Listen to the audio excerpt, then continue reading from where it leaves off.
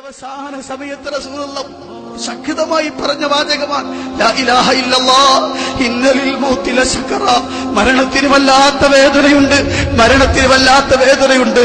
ഫാത്തിമ ബീവി പറയുകയാണ് വാക്കർ ബാബത്താ, എന്റെ ഉപ്പയ്ക്ക് എന്തൊരു വേദനയാണ്, എന്റെ ഉപ്പയ്ക്ക് എന്തൊരു വേദനയാണ്. റസൂലുള്ളാഹി വിളിച്ചടുത്തേക്ക് ഇരുത്തി. ആ സമയത്ത് പോലും റസൂലുള്ളാഹി പറഞ്ഞു ലൈസ ലി അബീകി കർബൻ ബഅദൽ യൗം. മോളെ, ഇന്നത്തെ ദിവസം കഴിഞ്ഞാൽ, ഈ സമയം കഴിഞ്ഞാൽ ഇനി ഉപ്പക്കൊരു വേദനയുമില്ല മോളെ എന്ന് റസൂലുള്ളാഹി സ്വല്ലല്ലാഹു അലൈഹി വസല്ലം കൈകൊണ്ട് ഇങ്ങനെ വെള്ളമെടുത്ത് തടകിക്കൊണ്ടിരിക്കുന്നു. റസൂലുള്ളാഹി എന്തൊരു പ്രയാസമാണ് നബിക്ക്.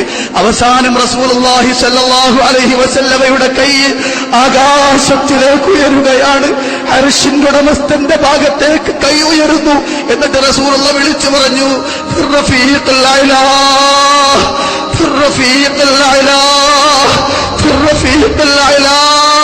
ഉന്നതനായ കൂട്ടുകാരന്റെ അടുത്തേക്ക് എന്ന് റസൂലുള്ളാഹിന്റെ കൈ ഇങ്ങനെ ആകാശത്തിലേക്ക് ഉയർന്നു. ആയിഷ ബീവി പറയാണ് കൈ പിന്നെ താഴേക്ക് വീണുപോയി. പിന്നെ റസൂലുള്ളാഹി പിണ്ടിയിട്ടില്ല. റസൂലുള്ളാഹിന്റെ കൈ ഉയർന്ന സ്ഥലത്തേക്ക് അവിടുത്തെ കണ്ണത തുറന്നിരിക്കുന്നു. ആകാശത്തേക്ക് തന്റെ ഏറ്റവും പ്രശുദ്ധമായ സക്കിയായ ആ റൂഹ് പോയത് റസൂലുള്ളാഹി നോക്കി നിൽക്കുന്നു എന്ന് ആയിഷത്തു സിദ്ദീഖ റളിയല്ലാഹു അൻഹാ. എത്ര പ്രയാസം, എത്ര വിഷമം ഈ ഉമ്മത്ത് അനുഭവിച്ച ഏറ്റവും വലിയ ദുഃഖം അതല്ലേ സഹോദരന്മാരെ? നിങ്ങളൊന്ന് ആലോചിച്ചു നോക്ക്.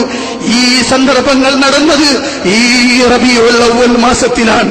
ഈ പ്രയാസങ്ങളൊക്കെ നടന്നത് ഈ റബീഉൽ അവ്വലിലാണ്. എങ്ങനെ ദഫടിക്കാൻ കഴിയുന്നു നിനക്ക്? എങ്ങനെ പാട്ടുപാടാൻ കഴിയുന്നു നിനക്ക്? എങ്ങനെ നിനക്ക് പായസം ഉണ്ടാക്കി കുടിക്കാൻ